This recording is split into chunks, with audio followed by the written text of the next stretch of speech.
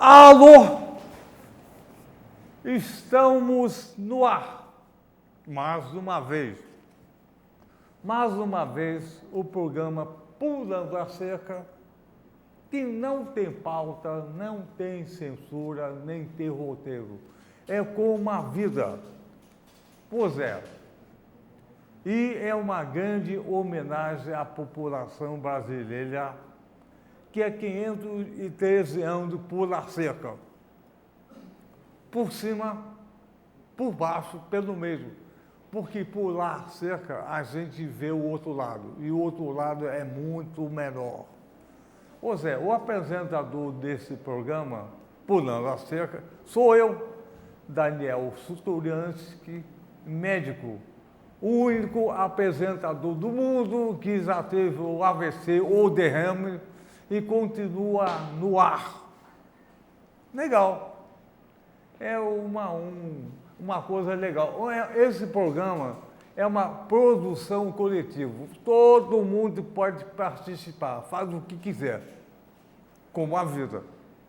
Bom, nesse programa de hoje, nós vamos convidar uma bela moça, bonita, agradável, culta, inteligente, gostosa. É assim um elogio, com muita tesão, isso tudo. Mas essa apresentação não invalida a cultura que a nossa convidada tem. Vamos convidar para pular a cerca a doutora Cláudia Murter. Vem pular a cerca. Pula. Oba, pulou. Isso, legal. Fez xixi? Há algum tempo, mas eu nem me lembro quando. Não? Eu aguento. Então, a doutora Cláudia Murter é professora de design na UFRJ, nossa universidade irmã. Tem mestrado, doutorado, porção de coisa. É uma excelente cozinheira. Bom, mas esse programa de hoje, eu intitulei Revelações. O que seria revelações? Vamos começar perguntando, por acaso, qual é a tua idade? 44. 44. Nasceu aonde? Em Belo Horizonte. Em Belo Horizonte. E como é que foi a tua infância em Belo Horizonte? Não foi. Não foi? Como não foi? Não foi. Com 1 ano e meio eu tive que fugir do Brasil. Ah, é? Por quê? Você fugiu do Brasil? Eu fui fugida.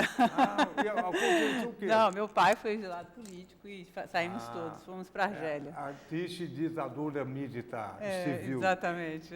Aí você foi para onde? Argélia. Argélia? Na África. No norte da África, Maghreb.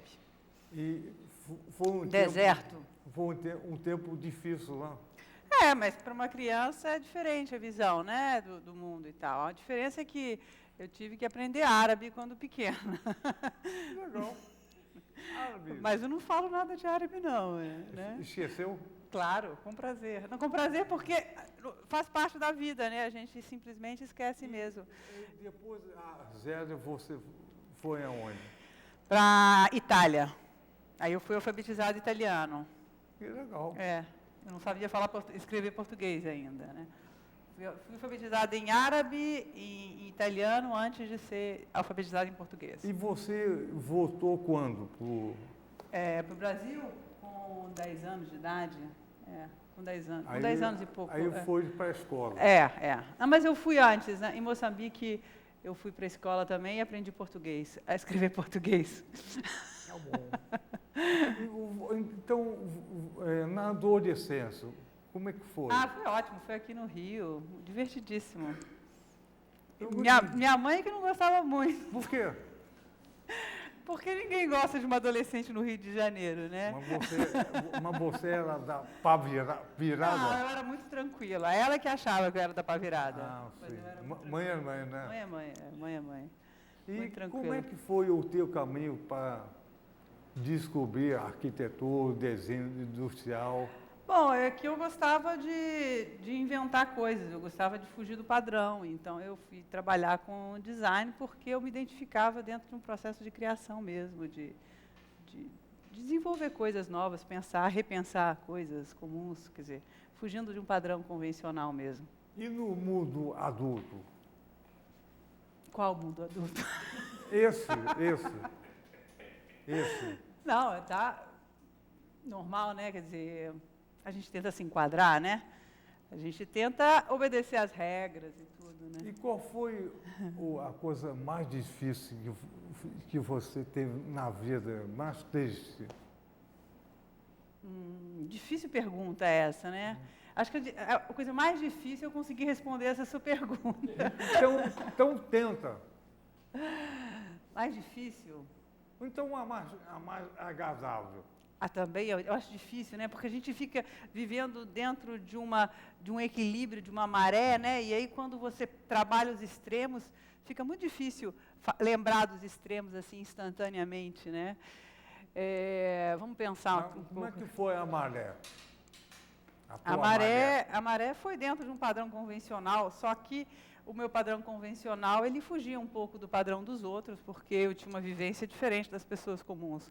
Eu tinha passado a minha infância toda em vários lugares do mundo, e aí você tinha um problema de identificar um pouco as coisas de uma maneira diferente. Eu tinha uma visão diferente do mundo, do que as outras pessoas da minha idade, dentro do meu processo normal. Já que nós estamos falando... Principalmente cultural, Já que nós estamos falando disso, o que seria essas revelações, Carlos? Bom, Revelações foi essa nova fase minha, onde eu me descobri médium e recebi um livro de psicografia, né? Você recebeu? Comecei a escrever e participando de grupos, e de um grupo espiritualista, e começaram a chegar mensagens para mim que fugiam completamente de um padrão meu, de compreensão e de entendimento das coisas. Eu antes achava que eu era só inteligente, depois descobri que não era, não. É o quê? Na verdade, eu era médio, não era inteligente. Então, você colocou a nova fase. Quando que começou essa nova fase? Essa nova fase há 3 anos atrás. E aconteceu o quê? Aconteceu que eu comecei a receber mensagens que assinavam, que espíritos superiores assinavam e que eu não me identificava com o discurso. Quer dizer, eu identificava e aprendia com o discurso, mas o discurso não era meu. Era de uma elegância, de uma profundidade que fugia do meu padrão. Mesmo que eu estudei muito e tal, eu sou uma pessoa que leu muito, né? Tem uma vivência cultural grande, mas eu não me sentia apta a escrever um livro desse, porque era um universo e de uma elegância e de uma sensibilidade que eu não identificava em mim. Isso, então, deve, há 3 anos atrás, você ficou confusa. Não chega a ser confusa. Eu fiquei surpresa. Porque depois você vai ver que as pessoas são muito médias. Tem muita gente médium. Tem muita gente que simplesmente não sabe que é. Mas eu chegava a começar a falar um determinado assunto com uma propriedade que eu não tinha de fato. As pessoas às vezes são muito inteligentes, grandes escritores, grandes artistas são médiums e eles simplesmente não sabem que são. Eles simplesmente... A inspiração é isso, a inspiração é algo maior. Quando você identifica isso como sendo alguma coisa externa e com uma assinatura de alguém, aí é uma coisa evidente. Hoje em dia, no Brasil, é muito aceito isso, com uma certa naturalidade, por conta do espiritismo, né? E da nossa cultura religiosa até bastante aberta. Mas em outros lugares, as pessoas simplesmente passam por gênios, né? Por pessoas geniais. Então, E não simplesmente por canalizar alguma coisa. então, como foi a tua primeira experiência? Ué, Foi uma mensagem de Maria, de Nossa Senhora. E aí, de repente, veio a mensagem assim, com um discurso que era palavra por palavra. E aí eu fui escrevendo aquilo, quando de repente assinou Maria. Maria, não pode. Maria Nossa Senhora, imagina. Por que eu ia escrever, né? E é uma coisa externa, é como se eu estivesse ouvindo, como se eu tivesse um ponto no ouvido, ouvindo uma informação. você ouve e começa a escrever. Escrevendo. Você não tem controle disso? Eu não, quer dizer, eu tenho controle porque eu não perco a minha consciência em momento algum. Eu não sei como é que funciona com as outras pessoas que são médiums. Eu sei que tem gente que parece que perde o controle. Eu não perco, não. É como se eu estivesse ouvindo. Como se tivesse um pontinho no ouvido e as pessoas conversavam. Aí, quando eu fui ver, no passado, quando eu era mais nova e tal, eu conversava comigo mesma, mas eu não sabia que não era eu, porque tinha um lado muito brilhante, tinha um lado normal. E aí, o lado brilhante, na verdade, eram os meus mentores espirituais que conversavam comigo, mas que... hoje é claro, hoje assinam, tem nome e tudo, mas antes nem tanto. Então, eu identificava como sendo uma reflexão minha, pessoal. As pessoas têm muitas reflexões, todo mundo conversa consigo mesmo, né? Então, esse livro foi psicografado e organizado pelas mulheres do grupo do Sete Natal Rio de Janeiro. Natal eu passei 2 anos em Natal, porque eu fui professora lá durante 2 anos, e aí eu participava de um grupo que chamava-se Grupo do Sete. Tem uma série de significados aí, que são 7 raios de cores diferentes, que têm personalidades diferentes e tal. E aí esse livro foi recebido em reuniões de psicografia mesmo. Reuniões espiritualistas, e que as pessoas, numa mesa branca, que são chamadas, né, de mesa branca, e as pessoas sentam e a mensagem vem. E ela vinha pontualmente, rigorosamente, dentro dos preceitos, e independentes, e um dia cada mensagem. E aí, quando a gente vai ver o conjunto, ela completamente amarrado.